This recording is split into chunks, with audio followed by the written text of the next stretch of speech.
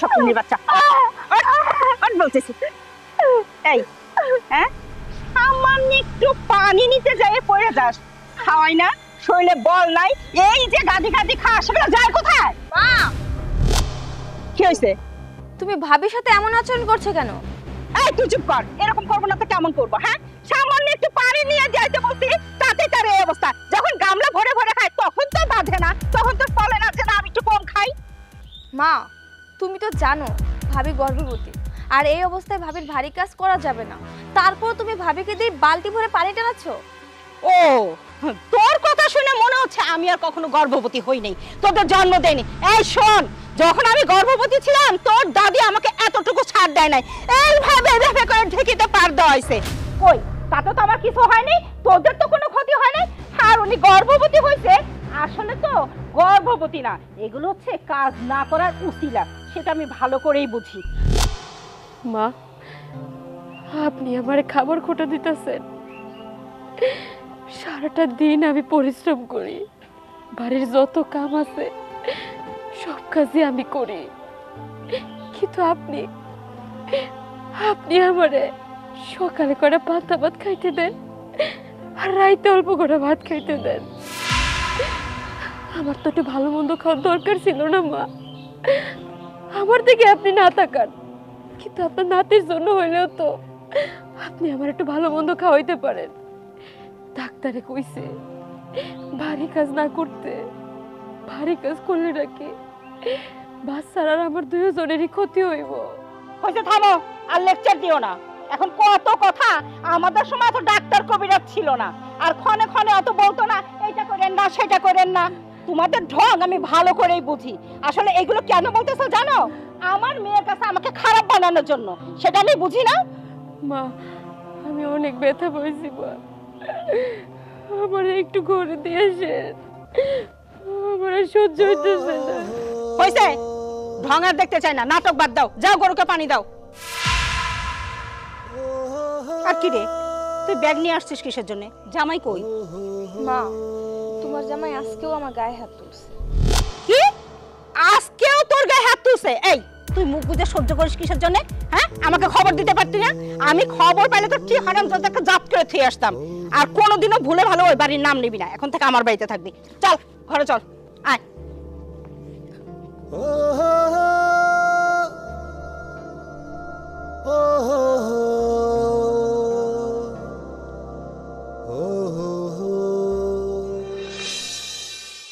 দেখ মা, গন্ডগোল কোন সংসারে হয় না?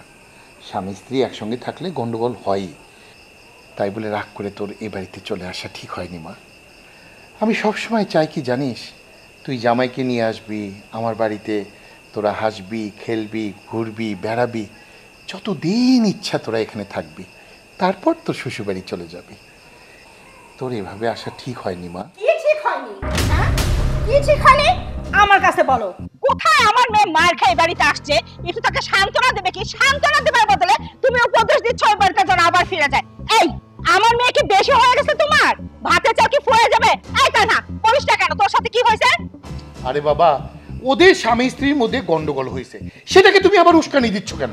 এই তুমি চুপ থাকো, বলছি না আমার চোখের দিকে তাকায় কখনো কথা বলবা না। আর তাছাড়া তোকেও বলি, হ্যাঁ যখন জামাই তোকে মারলো তখন তোর হাত কোথায় ছিল? অক্ষম হয়ে গেছিল, তুই চারটা দিতে পারলি না? মা এখানে কি দেওয়া দেওয়ি হচ্ছে? কে কাকে কি দিচ্ছে? কার আর কথা বলবো? তোর বোনের কথা বলছি। মানুষের সাথে তো বিয়ে দেনি, বিয়ে দিছে একটা জানোয়ারের সাথে, যে কিনা প্রতিনিয়ত তোর বোনের উপর অত্যাচার করে। আজকেও মাইরা আমাদের বাড়িতে পাঠাইছে, তাই চিন্তা করছে আর কখন আমি ওই বাড়িতে তোর বোনকে পাঠাবো। মা তুমি কি পাগল হয়ে গেছো? তানহা রাগ করে আমাদের বাসায় এসেছে, তুমি কোথায় ওকে একটু বুঝাবে, সুপরামর্শ দিবে, সেটা না করে তুমি কি করতেছো? তুমি ওকে কুপরামর্শ দিচ্ছ, এতে করে যে ওর সংসারটা ভেঙে যাবে, সেটা কি তুমি বুঝো? এই তুই চুপ থাক, বেশি বুঝিস না। হ্যাঁ তোর পেটে আমি হই নাই, তুই আমার পেটে হইছিস, অবশ্যই তোর থেকে আমি 2 কদম বেশি বুঝি। আর শোন, আমি যে ডিসিশন নিছি সেটাই ঠিক। আমি তোর বোনকে ওই বাড়িতে আর যাইতে দেব না, ওর থেকে ভালো ঘরে আমি তোর বোনকে বিয়ে দেব।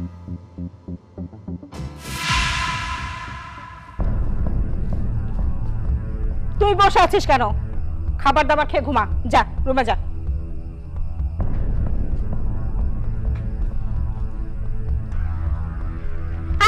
যে আপনাকেও বলি, লিটন আসলে পরে আবার মেন মেন করেন না। ওই যে কথাই আছে না, মেন মেন করে কান ছানারে, ওই বাঘে মানুষ মারে। লিটনকে বুঝাই দিতে হবে আমার মেয়ের দিকে ভবিষ্যতে যেন চোখ তুলে না তাকায়। যদি চোখ তুলে তাকায় না, ওই চোখ আমি উপড়ে ফেলবো। এটা আপনি মাথায় রাখেন। আচ্ছা, কোথায় মেয়েকে সান্ত্বনা দেবে তার না, মেয়েকে উল্টা বুঝ দিচ্ছে যত সব।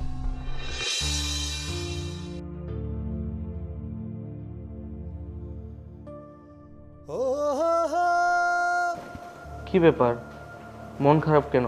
কি হয়েছে? মন খারাপ থাকবে কেন? আমার চেহারাই এমন। আরে বাবা, কি হয়েছে আমাকে খুলে বলো। তুমি যদি না বলো তাহলে আমি কিভাবে বুঝবো বলো? মায়ের সাথে আজকেও ঝগড়া করেছো তাই না?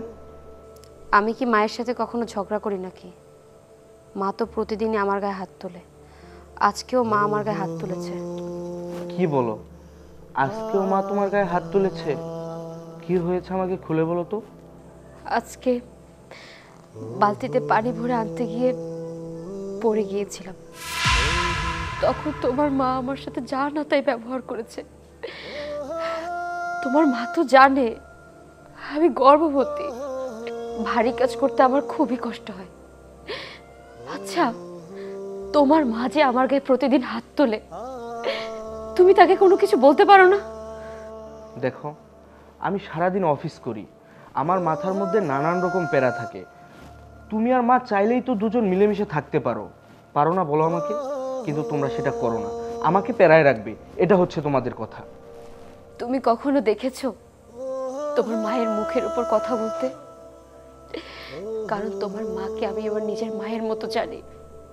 সে যখন যা বলে আমি তাই করি, কিন্তু সে সবসময় আমার সাথে খারাপ ব্যবহার করে। দেখতেই তো পাচ্ছ, আমাকে দিয়ে দিন রাত কাটায়। বাড়ির যত কাজ আছে সব আমাকে দিয়ে করায়। আমি তো তোমার মাকে আপন মনে করি, কিন্তু তোমার মা কি পারে না আমাকে নিজের মেয়ের মতো মনে করতে? দেখো, আমি সারাদিন অফিস করে বাসায় আসি তোমাদের নাটক দেখার জন্য না। তুমি বিচার দাও, মা বিচার দেয়, আমি কি করব বলো তো? আমি কি অফিস করব নাকি আমি একজন বিচারক? আমি এত কথা শুনতে চাই না, আমার প্রচন্ড ক্ষুধা লেগেছে, চলো একসাথে খাবো। আমার খিদে নেই, তোমার বেশি খিদে লাগলে তুমি কি খেয়ে এসো। আচ্ছা ঠিক আছে, আমি নিয়েই খেতে পারি।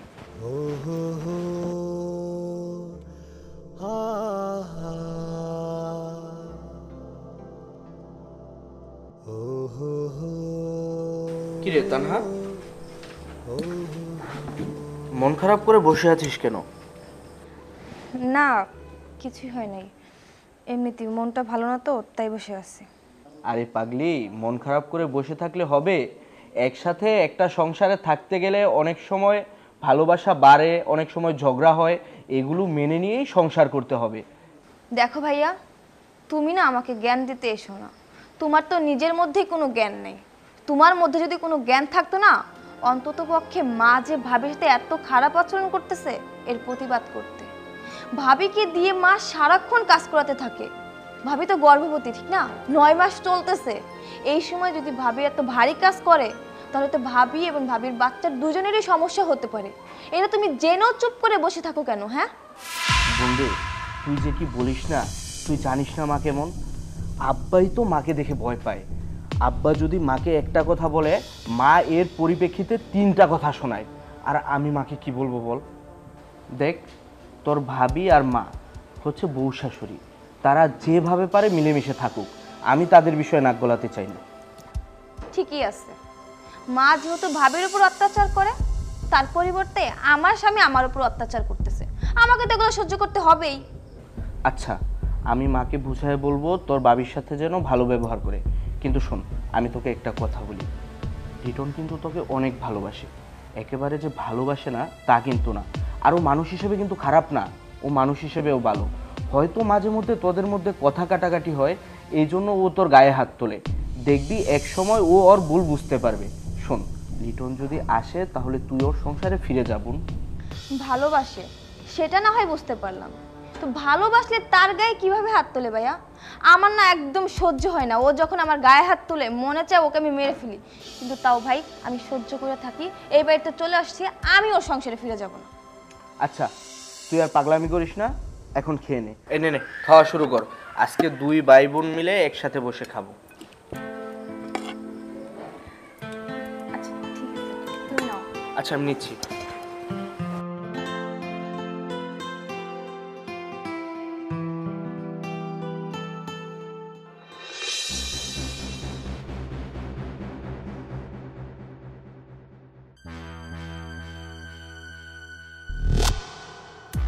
এই জামাই, কি ব্যাপার?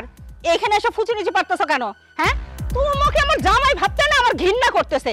এই বলছি না আমার মেয়ে যাবে না, আবার আসছে কিসের জন্য? আম্মা আম্মা আমার ভুল হয়ে গেছে আম্মা, আমি আর এরকম করুম না আম্মা, আমার মাফ করে দেন আম্মা। আমি আর জীবনে এরকম ওই নাকামি আর তোমার কোথায়? খবরদার পা ধরবে না। আব্বা শেষবারের মতো আমার ক্ষমা করে দেন আব্বা, আমি আর জীবনে এরকম করুম না আব্বা, কোনোদিন আর খারাপ ব্যবহার করুম না আপনার মেয়ের লেগে আব্বা, আপনি আমার মাফ করে দেন আব্বা। বারবার আমার মেয়েকে মারধর করে বাড়িতে পাঠিয়ে দাও, এসে আমাদের পা হাত ধরো, আমরা তোমাকে মাফ করে দেই। এবার আর আমার মেয়েকে তোমার বাড়িতে পাঠাবো না। তুমি একদম ঠিক কথা বলেছো।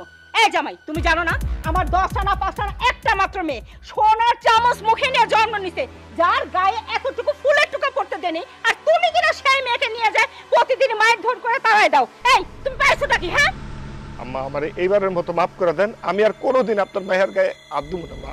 প্রত্যেকবার এসে তো একই কীর্তি করো, একই কাহিনী করো, হাত দিব না আম্মা, এটা করুম না আম্মা, তার 2 দিন না যাইতে 3 দিনের মাথায় তো আবার বাড়িতে পাঠাও। এই তুমি কি আমার বাড়ি থেকে যাবে, না তোমাকে ঘাট ধাক্কা দিয়ে বের করে দেবো? তাছাড়া তুমি আমারে মাফ করে দাও, তুমি আব্বারে আর আম্মারে একটু বুঝাও, তুমি আমার লগে শেষবারের মতো চলো। কি বললা তুমি? আমি আমার মা বাবাকে বোঝাবো? পারবো না। তোমার সাথে বিয়ে হওয়ার পর তুমি আমার সাথে কি কি করছো মনে আছে তোমার?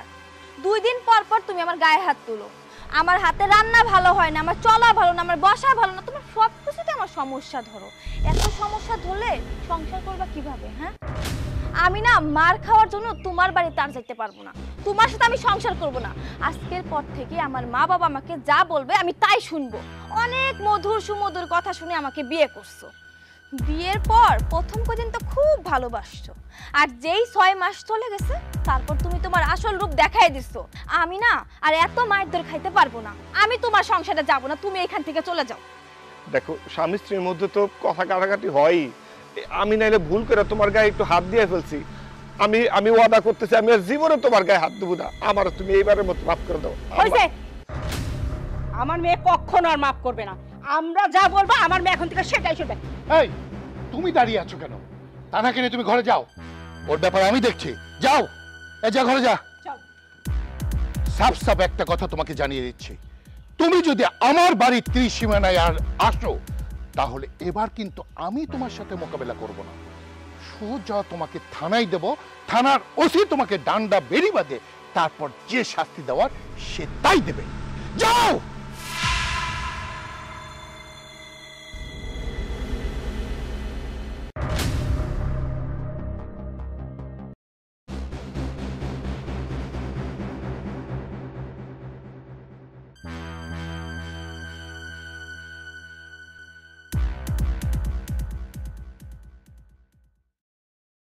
তানহা, তুমি যেটা করতেছো আমার মনে হইতেছে এটা ভালো হইব না। ভাবি, আমি কি ভুল কাজ করছি? বোন রে, তুমি তোমার আব্বা আম্মার কথা মতো তোমার জামাইয়ের এই বাড়ি থেকে বাইর করে দিলা, এইটা কি তুমি ঠিক করলা? ভাবি, তুমি আমাদের বাড়িতে আসো তো অনেক সুখে শান্তিতে আসো, তাই তো বুঝতেছো না আমার ব্যাপারটা। আমি যে ওই বাড়িতে কি পরিমাণ অত্যাচারিত হই শুধুমাত্র আমিই জানি। আমার জায়গায় যদি অন্য কোনো মেয়ে থাকতো না, কোনোদিনও লিটনের সংসার করতো না, অনেক আগে লিটনের ছেলে চলে আসতো। তাও ভালো এতদিন আমি সহ্য করছি ওর অত্যাচার। তানহা, তুমি তো দেখছোই আমার উপরে এই বাড়ির লোকজন কি পরিমাণ অত্যাচার করে। এই অত্যাচার তো আর তোমার শ্বশুর বাড়ির লোকজন করে না। তাই বলি কি, মন দিল নরম কইরা তুমি তোমার শ্বশুর বাড়িতে চলে যাও।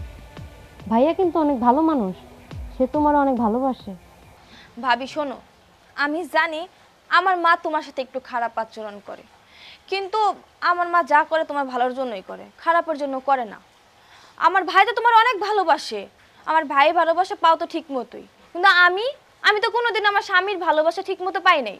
আমার স্বামী সারাক্ষণ আমার গায়ে হাত তুলতে থাকে, আমার কোনো কিছুই ওর কাছে ভালো লাগে না। আর তোমার শুধু আমার মা একটু শাসন করে, কারণ তোমার বাচ্চা পেটে, এখন যদি ঠিক মতো তুমি কাজ করো, হাঁটাচলা করো, তাহলে বাচ্চাটা সুন্দরভাবে ডেলিভারি হবে। এই জন্যই আমার মা করে, আর তা নাহলে তো কোনোদিনও করতো না এমন।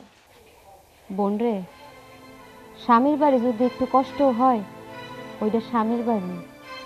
একবার যদি তুমি স্বামীরে তালাক দিয়া বাপের বাড়িতে চলে আসো, তখন তুমি বুঝবা বাবা মার ভালোবাসা কতটুকু আর বাবা মার ঘৃণা কতটুকু। দেখো ভাবি, আমার যদি লিটনের সাথে তালাকও হয়ে যায় না, তাও আমার বাবা মা কোনোদিন আমার এই বাড়ি থেকে বের করে দিবে না। আমার বাবা মার একমাত্র মেয়ে আমি, আমার অনেক ভালোবাসে, অনেক আদর করে। কোনোদিনও তারা চাইবে না আমি কষ্ট পাই। তারা অন্য জায়গায় ভালো সম্বন্ধ দেখে আমার ঠিকই বিয়ে দিয়ে দিবে, আমি ঠিকই ভালো থাকবো। আর আমি জানি আমার মা বাবা আমার জন্য যা করবে ভালোই করবে, খারাপ করবে না। শোনো, যে মেয়ের একবার তালাক হয়েছে সেই মেয়ে জানে স্বামীর সংসার কি জিনিস। যখন তুমি তোমার স্বামীরে তালাক দিয়ে বাপের বাড়িতে চলে আসবা, রাস্তা দিয়ে যখন হাইটা যাবা, তখন মানুষ তোমার দিকে আঙ্গুল তুলে কইবে, ওই দেখ, ওই মায়াটা মনে হয় ভালো ছিল না, মেয়েটা মনে হয় অনেক খারাপ ছিল, তাই তার স্বামীর সংসার করতে পারে না। তখন তুমি না পারবা কইতে কোনো কিছু, না পারবা সহ্য করতে। আমি কি করব ভাবি বলো?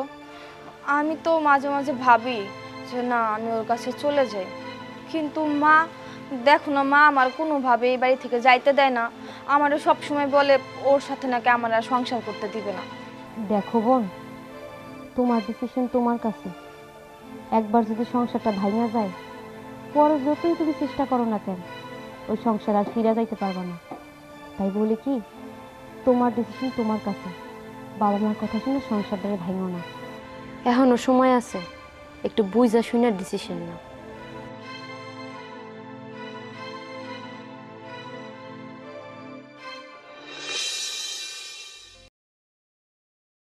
দাঁড়া লিটন, বৌমা কই? হ্যাঁ আব্বা, তোমার বৌমারে ওরা আব্বা আম্মা আসতে দেয় নাই। কেমনে আসতে দিব? আসতে দিব কেমনে? 2 দিন পর পর বিনা দোষে তুই বৌমার গায়ের উপর হাত তুলস, কেমনে আসতে দিব তারে? ও, তোমরা খালি আমার অত্যাচারটাই দেখলা, আমার অত্যাচারটাই দেখলা। ও যে আমার উপর অত্যাচার করে এটা দেখো না? হ্যাঁ, ও যদি আমার লগে আকাম কুকাম না করতো, আমি কি ওর গায়ে হুদাই হুদাই হাত তুলি? হুদাই হাত তুলি? চুপ! অত্যাচার করে? হ্যাঁ, আমি কিছু বুঝি না? আমি কিছু দেখি না? তুই বৌমার উপর যাই ছুতা ধরস, খাইতে ছুতা ধরস, শুইতে ছুতা ধরস, বইতে ছুতা ধরস, এমনকি তার তরকারি রান্নাও ছুতা ধরস। একটা মানুষের উপরে এত ছুতা ধরলে সে কেমনে ঠিক থাকে? আব্বা, এই তরকারির স্বাদে তুমি কি বুঝবা? তুমি বুড়ো হয়ে গেছো গা।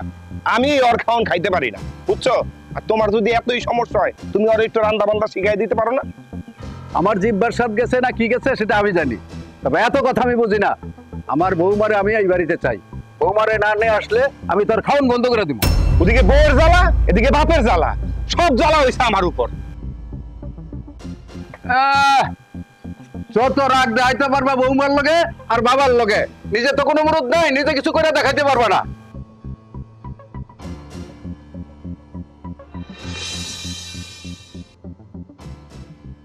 মা বস।